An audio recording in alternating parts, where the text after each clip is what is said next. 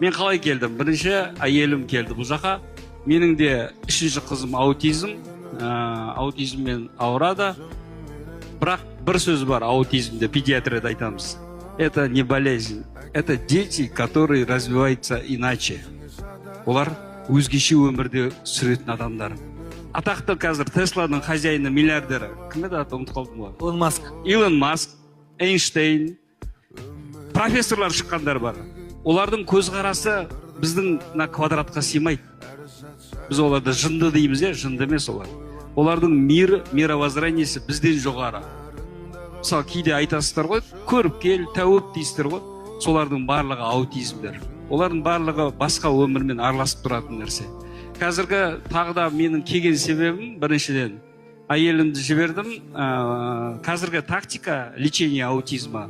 Бірінші нәрсе, баланы емдемейміз, ананы емдейміз.